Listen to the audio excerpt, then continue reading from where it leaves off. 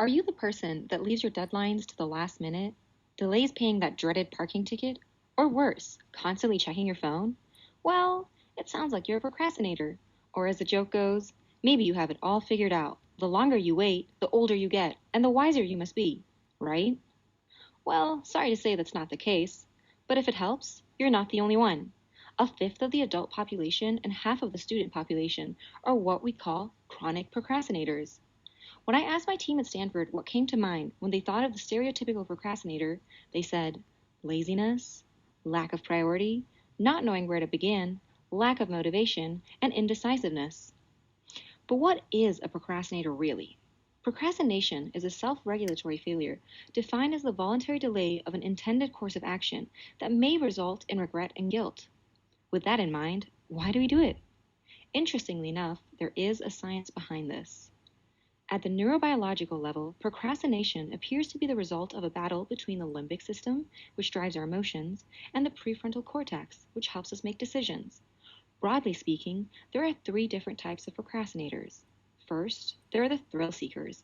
These people have a disproportionate preference for immediate gratification over the more beneficial long-term rewards. These people are often impulsive and lack self-control. Whilst working towards their long-term goals, these procrastinators are often in a negative mood.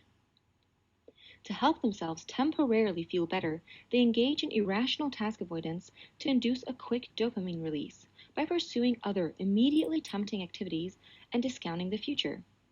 The second type of procrastinators are what we call avoiders. These people have an internal desire to protect themselves from the negative feelings associated with fear of failure. Researchers have shown that the fear center in a procrastinator's brain is larger than in a doer's. The people that don't procrastinate. People with a larger amygdala, that is, the center of fear and anxiety in the brain, hesitate to initiate a task and thereby cause a delay.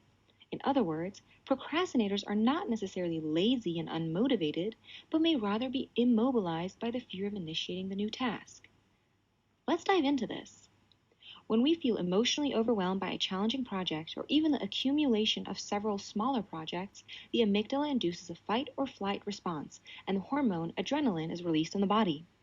On the other hand, engaging in a different activity that induces short-term gratification leads to the release of the neurotransmitter dopamine. This both relaxes us and improves our mood. It's in search of this reward, the brain stimulates the procrastinator to repeat this pleasure-inducing activity. For example, the procrastinator might check his phone and see a message that induces a dopamine release. Next time he's feeling uncomfortable, there's a higher chance that he'll look at his phone again. The third type of procrastinators are the indecisive. These people have a hard time making a decision of when or where to start. Researchers have found that the activity or volume of a part of the prefrontal cortex may be lower in some procrastinators.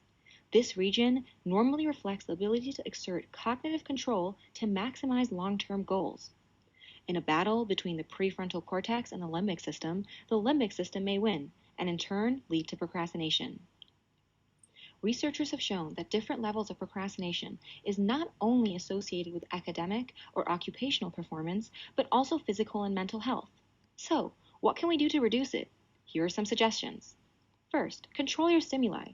Create a work environment that is free from distractions or sources of instant gratification.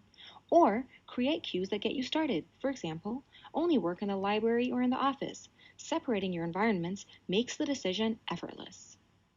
2. Create good habits and plan efficiently.